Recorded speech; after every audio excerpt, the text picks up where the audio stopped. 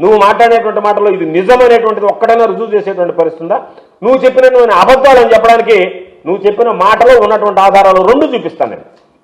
నువ్వు రాష్ట్రం శ్రీలంక అవుతుంది అని చెప్పి మాట్లాడావు 2022లో. నువ్వు చెప్పినటువంటి స్టేట్మెంట్ ఈనాడులో వచ్చినటువంటి కథనం, మరో శ్రీలంకగా రాష్ట్రం, రైట్, బాగానే ఉంది. దాని తర్వాత పవన్ కళ్యాణ్ గారు ఒక ట్వీట్ చేశాడు, శ్రీలంక పరిస్థితికి రాష్ట్రం కూతవేట దూరం. ఈనాడులో వచ్చినటువంటిదే, మీరు చెప్పినటువంటిదే. చంద్రబాబు నాయుడు శ్రీలంక అయిపోతున్నాడు, శ్రీలంక కావాలన్నా కూతవేట దూరంలో ఉంది అని చెప్పి పవన్ కళ్యాణ్ గారు చెప్పాడు. ఈ రెండు తర్వాత పాపం వాళ్ళ వదినమ్మ గారు పురంధరేశ్వరి గారు, ఆమె ఏకంగా 12,50,000 కోట్ల రూపాయలు అప్పులున్నాయని చెప్పి ఆమె నేరుగా 12,50,000 కోట్ల రూపాయలు అప్పున్నట్టుగా దీనికి సంబంధించి కేంద్రానికి కూడా ఫిర్యాదు చేసింది. ఆమె 12,50,000 కోట్ల రూపాయలు అప్పులు తెచ్చేసింది రాష్ట్రం. కాబట్టి ఆయన కథనం, ఈనాడులో వచ్చినటువంటి కథనం, రాష్ట్ర అప్పులు 12,50,000 కోట్లు, ఆమె పురంధరేశ్వరి గారు ఇచ్చినటువంటి స్టేట్మెంట్. ఆ తర్వాత మరలా ఈనాడు దినపత్రిక ఒక ఆయన తీసుకొచ్చారు. ఈయన ఎకనమిస్ట్ అంటే ఎప్పుడు నేను చూడలే, నాకు తెలిసినటువంటి నాలెడ్జ్లో ఇటువంటి ఎకనమిస్ట్ నేను ఎప్పుడు చూడలే. ఆయన తీసుకొచ్చి ఆయనకు ఒక ఎకనమిస్ట్ అని బిల్ల తగిలించి ఆయన చేత ఏదో పాపం ఆంధ్రాకు అప్పులే శాపం అని చెప్పి రకరకాలుగా ఆయన ఏదో ఆంధ్ర రాష్ట్రాన్ని అవపోసన పట్టినట్టుగా చూపించి ఆయన 14,00,000 కోట్లు అప్పు ఉందని ఆయన చేత చెప్పించారు మళ్ళీ. ఎందుకంటే నీకు క్రెడిబిలిటీ ఉండదు కాబట్టి నీకు తోడు ఇంకొకటి తెచ్చుకొని వాళ్ళ చేత 14,00,000 కోట్లు ఉందని చెప్పి ఈనాడులో ఒకటి చేయించాం.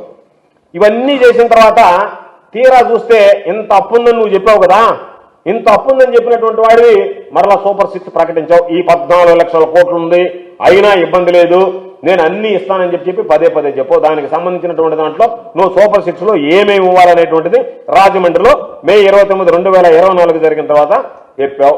అధికారంలోకి వచ్చిన తర్వాత అప్పులు చూస్తే ఏమో నువ్వు చెప్పినటువంటి స్థాయిలో లేవు, దాని ఆధారాలు కూడా నేను చూపిస్తా. కానీ నువ్వు చెప్పినటువంటివి ఎగ్గొట్టావు. దాని అర్థమైంది నీ అసమర్థత కాదా? ఇన్ని లక్షల కోట్ల అప్పులు ఉన్నాయని చెప్పి పదే చెప్పినటువంటి నువ్వు తీరా చూస్తే అంత అప్పులు లేవు అని చెప్పి నువ్వే ఈరోజు వాస్తవాలు గడంకాలు బయట పెడతా, అయినా నేను ఇవ్వలేకపోతున్నాను అంటే నువ్వు ప్రజలను మోసం చేయడానికి చెప్పావా లేకపోతే అసమర్థుడువా? రెండులో ఒకటి తేల్చాల్సినటువంటి అవసరం. ఆ తర్వాత ఆయన మోసం చేయడానికి రకరకాలనే చెప్పుకుంటాడు. ఈ మధ్య డబ్బులు లేవు, కొండల్లాగా అప్పులు పెరిగిపోయాయి, దానివల్ల ఇబ్బందులు పడుతున్నానని చెప్పాడు. అధికారంలోకి వచ్చిన తర్వాత ఏం చేశాడు? దాని మీద సమీక్ష అని చెప్పి ఇదిగో మొత్తం 14 లక్షల అప్పులు ఉన్నాయని చెప్పి ఆర్థిక శాఖ అంచనా వేసిందని చెప్పి ఒక లీక్ ఇచ్చాడు.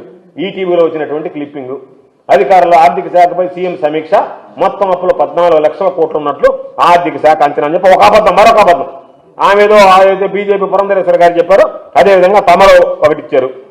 ఆ తర్వాత అసెంబ్లీ సమావేశాలు జరిగాయి. అసెంబ్లీ సమావేశాల్లో గవర్నర్ ప్రసంగంలో క్లియర్గా రాష్ట్రానికి సంబంధించి 10 లక్షల కోట్ల అప్పులు ఉన్నాయని చెప్పి చెప్పించావు. రాష్ట్రానికి నువ్వు 14 లక్షల కోట్లు ఉందని చెప్పావు, గవర్నర్ ప్రసంగంలో 10 లక్షల కోట్లు ఉందని చెప్పి అబద్ధం చెప్పించావు. ఆ తర్వాత ఏం చేసావు? మరలా రాష్ట్రానికి సంబంధించినటువంటి శ్వేతపత్రం విడుదల చేసావు. మరలా ఇంకొక ఫిగర్ 12,93,261 కోట్లు ఆర్థిక విధ్వంసం అని చెప్పి ఈనాడులో వచ్చినటువంటి క్లిప్పింగ్. దీని మీద 12,93,261 కోట్లు ఉందని చెప్పి అసెంబ్లీలో ఆయన ఇచ్చినటువంటి ప్రజెంటేషన్. అంటే 14 నుంచి మళ్ళా 12,93,000 తగ్గాడు ఆ మీటింగ్ దగ్గరికి వచ్చేటప్పటికి. తరువాత ఆ అంకెలు, తాను చెప్పినటువంటి అంకెలు వాస్తవం కాదు అని తెలుసుకున్న తర్వాత, నేను చెప్పినవన్నీ అబద్ధాలని చెప్పిన తర్వాత, ఆ అసెంబ్లీ సాక్షిగా చెప్పినటువంటి మాటలకి విలువ లేక ఎప్పటికప్పుడు వాయిదా వేసి బడ్జెట్ పెట్టుకున్నాను, ఓటాన్ అకౌంట్ బడ్జెట్ని ఎక్స్టెండ్ చేసి తీరా నువ్వు బడ్జెట్ ప్రజెంటేషన్ ఇస్తే పబ్లిక్ డెప్ట్ అవుట్ స్టాండింగ్ ఎంత ఉంది? 4,91,734 కోట్ల రూపాయలు. గవర్నమెంట్ గ్యారంటీస్ సంబంధించినటువంటి అవుట్ స్టాండింగ్ ఎంత ఉంది? పక్కకు జరిపోయా 1,54,797 కోట్లు. అంటే రెండు కలిపితే ఎంత? 6,46,531 కోట్లు. ఇది నువ్వు ఇచ్చినటువంటి బడ్జెట్లో 2024-25 బడ్జెట్లో నువ్వు ఇచ్చినటువంటి అంకెల్లో పబ్లిక్ డెట్ ఎంత ఉంది, దానికి సంబంధించినటువంటి గవర్నమెంట్ గ్యారంటీస్ అవుట్ స్టాండింగ్ ఎంత ఉంది, రెండు కూడితే 6,46,531 కోట్ల రూపాయలు అప్పు ఉందని చెప్పి నువ్వు చెప్పినవన్నీ అబద్ధాలు. ఇదిగో ఈ ఫిగర్ అని చెప్పి నువ్వు అసెంబ్లీలో ప్రవేశపెట్టినటువంటిది, బడ్జెట్లో ప్రవేశపెట్టినటువంటిది, ఏదో చెప్పడం కాదు, రిటర్న్ డాక్యుమెంట్. ఇది నువ్వు రోజు ప్రజెంట్ చేసినటువంటి బడ్జెట్లో మన 2024-25లో నువ్వు ప్రజెంట్ చేసినటువంటి బడ్జెట్. కాబట్టి మరలా నిన్న చంద్రబాబు నాయుడు వీటన్నిటినీ పట్టించుకోకుండా సిగ్గు లేకుండా ఏమాత్రం నిస్సిగ్గుగా మరలా 9,75,000 కోట్లు అని చెప్పి ఇంకొక ఫిగర్ బయట పెట్టాడు.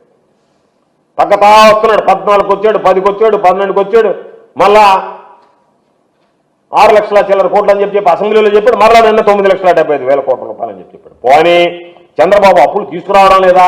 గతంలోనే అప్పులు జరిగాయంటే నీ పరిస్థితి ఏంది? ప్రతి మంగళవారం నువ్వు వెళ్ళడం, ఆర్బీఐ తలుపులు కొట్టడం. ఏ విధంగా ఎంత ఇస్తారో చూడండి, మేము ఏ విధంగా ఇస్తారు, ఎంత అప్పులు ఇస్తారని చెప్పి దాదాపుగా ఈ 9 నెలల కాలంలో అన్ని రకాలైనటువంటి అప్పులు కలిపితే, నువ్వు తీసుకొచ్చినటువంటి అప్పులు ఇతరత్ర అప్పులను కలిపితే 1,19,000 కోట్ల రూపాయలు అప్పు చేరి. ఇది వాస్తవం కాదో చెప్పు.